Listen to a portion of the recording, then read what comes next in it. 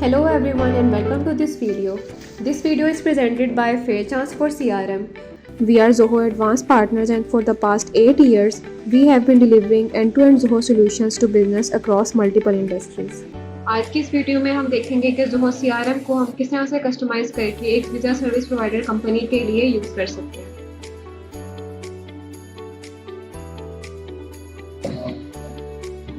सबसे पहले हमारा जो प्रोसेस स्टार्ट होता है वो स्टार्ट होता है लीड से। यहाँ पे अगर हम बात करें लीड सोर्स की तो यहाँ पे हमारे पास काफ़ी ऑप्शन है लीड सोर्स के लिए। सबसे पहले हम मैनुअली लीड क्रिएट कर सकते हैं CRM में। इसके अलावा अगर हम चाहें तो यहाँ पे हम अपनी एक्सेल फाइल या CSV फाइल उसको भी इंपोर्ट कर सकते हैं। और अगर हम ऑटोमेशन की तरफ आते हैं तो यहाँ पे हमने एक फॉर्म सेटअप किया Zoho फॉर्म में। अब इस फॉर्म का लिंक जो आप अपनी वेबसाइट पे भी यूज़ कर सकते हैं, सोशल मीडिया अकाउंट्स में यूज़ कर सकते हैं, अपनी एड्स में जो है इस फॉर्म का लिंक दे सकते हैं और जो भी यूज़र इस फॉर्म को फिल करेगा उसकी लीड जो है Zoho CRM में ऑटोमेटिकली क्रिएट हो जाएगी। यहाँ पे मैं आपको एक लीड क्रिएट करके दिखाते हैं।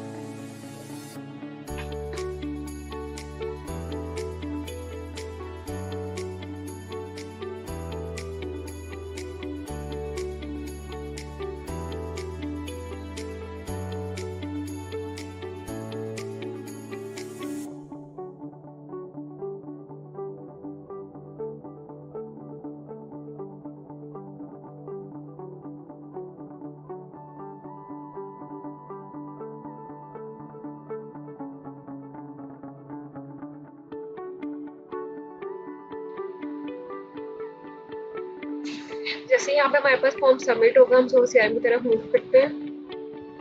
यहाँ पे हम इसको रिफ्रेश करेंगे।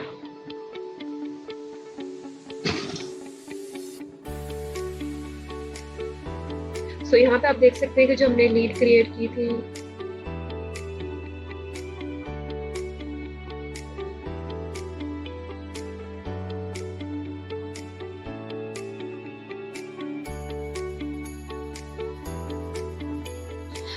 बेसिकली यहाँ पे आप देख सकते हैं जो हमने लीड क्रिएट की थी वो CRM में आ गई है और लीड का सोर्स क्या है Zoho फॉर्म। तो यहाँ से आप ट्रैक कर सकते हैं जो लीड है वो कहाँ से आई है हमारे पास CRM में।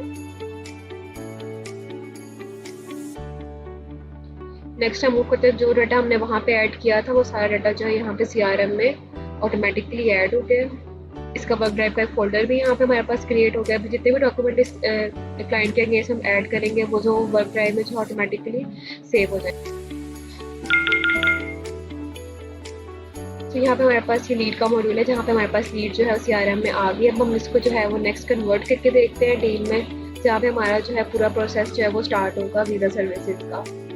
जैसे ही हमारे पास ये लीड क्वालिफाई हो जाएगी इसको हम यहाँ से कन्वर्ट कर देंगे डील में।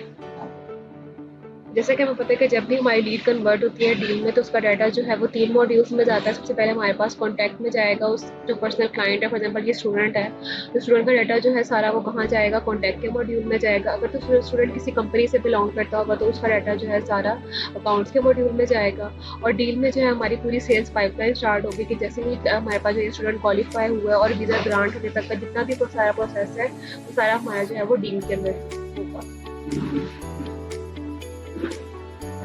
यहाँ से हम चाहे तो इस डील का नाम चेंज कर सकते हैं, इसकी स्टेज चेंज कर सकते हैं, पाइपलाइन सेट कर सकते हैं इसके लिए।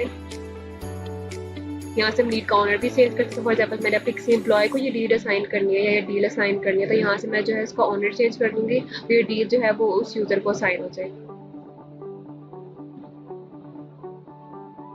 जैसे मैंने कन्वर्ट पे क्लिक किया तो यहाँ पे आप देख सकते हैं कि lead fair chance testing has been successfully converted. यहाँ पे इसके अगेंस्ट एक कॉन्टैक्ट क्रिएट हो गया और एक डील भी क्रिएट हो गया। नेक्स्ट हम मूव करते हैं डील के मॉड्यूल में। यहाँ पे हमारे पास देख सकते हैं आपकी डील जो है वो CRM में आ गई है।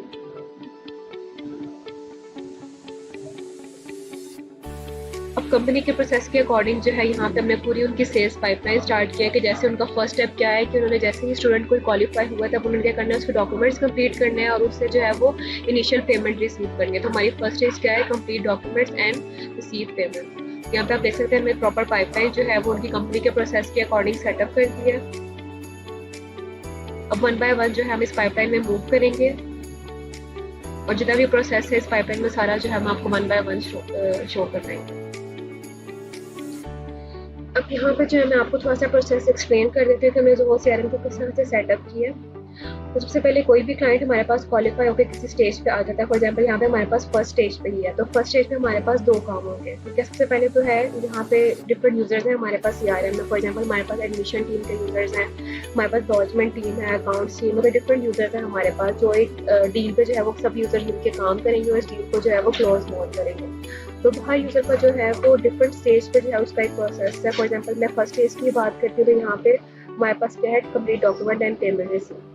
तो यहाँ पे हमारे पास जो है बेसिकली काम है एडमिशन टीम का। एडमिशन टीम में जो है वो स्टूडेंट से सारे उसके डॉक्यूमेंट जो है वो रिसीव करने और जो है उससे पेमेंट भी लेनी है। तो फर्स्ट स्टेज पे जैसे ही हम यहाँ पे आएंगे तो वो सीआरएम में टास्क के मॉड्यूल में अगर मैं देखती हूँ, तो यहाँ पे जो है वो उसी स्टूडेंट के अगेंस्ट क्वेश्चन टेस्टिंग जो हमने स्टूडेंट क्रिएट किया था उसको कन्वर्ट किया था, तो उसके अगेंस्ट जो है यहाँ पे हमारे पास स्टेज 1 का एक टास्क क्रिएट हो गया ऑटोमेटिकली। और टास्क किसको साइन हुआ है, एडमिशन टीम को। अब जैसे ही एडमिशन टीम अपने सिस्टम में लॉगिन करेगी सीआरएम में, फर्स्ट टास्क उसको शो होगा कि यहाँ पे आज जो है इसको एक टास्क असाइन हुआ है और यहाँ पे इसकी ड्यू डेट भी है हमारे पास। ये टास्क जो है विद इन 2 डेज जो है इसने कंप्लीट करना है। और टास्क का स्टेटस अभी क्या है कि ये टास्क नॉट स्टार्टेड है, ठीक है। प्रायोरिटी यहाँ पे सेटअप कर सकते हैं, तो बस क्रिएशन टाइम आप देख सकते हैं यहाँ पे। तो ये टास्क जो ऑटोमेटिकली एडमिशन टीम के लिए क्रिएट हुआ है, ठीक है। टास्क की डिस्क्रिप्शन से उनको आइडिया हो जाएगा कि उन्होंने इस टास्क में करना क्या है, attach all required documents and collect initial payment. और कुछ डॉक्यूमेंट की डिटेल दी हुई है कि आपने पासपोर्ट, अकेडमिक ट्रांसक्रिप्ट, जो है सारे जितने भी हमारे पास डॉक्यूमेंट्स हैं ये कंप्लीट करने हैं और यहाँ पे सीआरएम में अटैच करने हैं। जैसे ही जो है एडमिशन टीम का यूजर आएगा वो इस टास्क को ओपन करेगा और यहाँ से इसका स्टेटस जो है वो सेव कर देगा इन प्रोग्रेस, कि मैंने इस टास्क पे जो है अब काम करना स्टार्ट कर दिया है।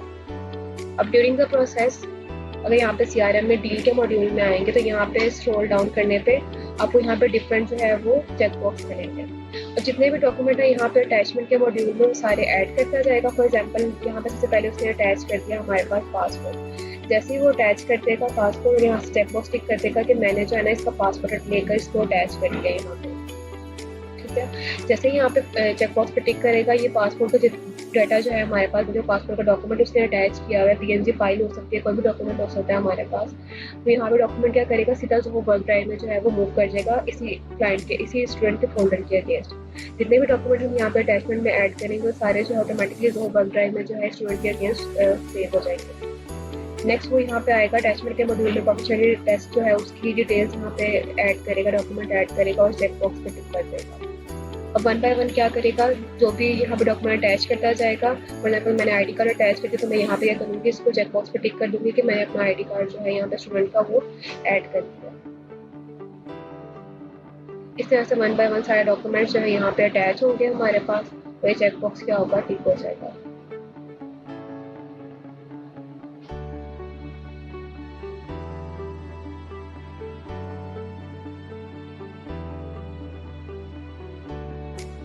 जैसे ही वो सारे चेक बॉक्स टिक कर देगा और यहाँ से टास्क जो है वो क्लोज कर देगा एडमिशन टीम का यूजर। यहाँ पे हम सीआरएम में आके चेक करेंगे, इसको रिफ्रेश करेंगे। यहाँ पे देखें अभी और ऑटोमेटिकली जो है ये फर्स्ट स्टेज से सेकंड स्टेज की तरफ मूव करके हमारे पास जो स्टूडेंट था फर्स्ट स्टेज सेकंड स्टेज की तरफ मूव करके जैसे हमने टास्क को कंप्लीट किया और सारे चेक बॉक्स को जो है वो सो यहाँ आप देख सकते हैं कि हमारी जो स्टूडेंट है वो सेकंड स्टेज की तरफ मूव कर गया। सेकंड स्टेज पे भी सिमिलरली फर्स्ट स्टेज की तरह ही जो है ऑटोमेटिकली टास्क क्रिएट होगा और यहाँ पे हमारे पास कुछ चेक बॉक्स होंगे, मतलब कि कुछ टास्क होंगे जिनको कंप्लीट करके यहाँ पे मेंशन करना होगा कि ये टास्क जो है वो कंप्लीट हो गया। इससे पहले हम चेक कर लेते हैं टास्क के मॉड्यूल में ऑटोमेटिकली टास्क क्रिएट हुआ या नहीं।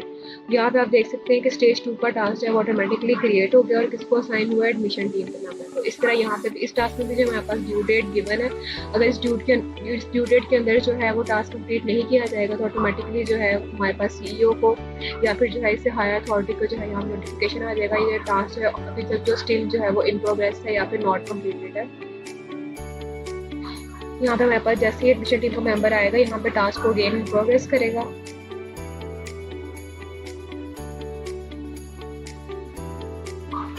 इन प्रोग्रेस करने के बाद अगेन डील के मॉड्यूल में यहाँ पे आके अपने टास्क चेक करेगा कि कौन कौन से उसको जो है वो टास्क असाइन है। फॉर एग्जांपल यहाँ पे एप्लीकेशन को रिव्यू करेगा, रिव्यू करने के बाद चेक बॉक्स पे टिक कर देगा कि मैंने एप्लीकेशन को जो है वो रिव्यू कर लिया।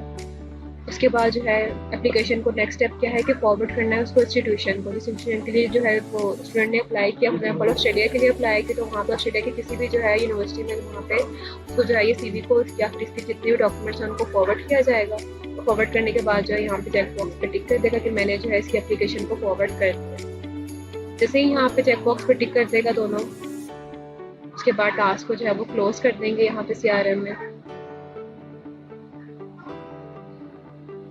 सो ऑटोमेटिकली जो है हमारे पास यहाँ पे डील नेक्स्ट स्टेज पे जो है वो मूव कर जाएगी। इस तरह से हमारे पास जो है वो हर स्टेज के जो है डिफरेंट टास्क है और हर स्टेज पे जो है डिफरेंट हमारे पास चेक बॉक्स है जिनको कंप्लीट करके जो है वो हम नेक्स्ट जो है वो स्टेज की तरफ फॉरवर्ड करते जाएंगे। हमारी प्रोबेबिलिटी जो है वो इंक्रीज होती जाएगी इस टास्क की जो है क्लोज मोर होने की। हर स्टेज पे जो है डिफरेंट यूजर्स के लिए डिफरेंट टास्क क्रिएट हो जाएंगे जिनको कंप्लीट करने के बाद जो है वो इस स्टेज को ऑटोमेटिकली नेक्स्ट स्टेज की तरफ मूव कर दिया जाएगा। मैनुअली करने की जरूरत नहीं है।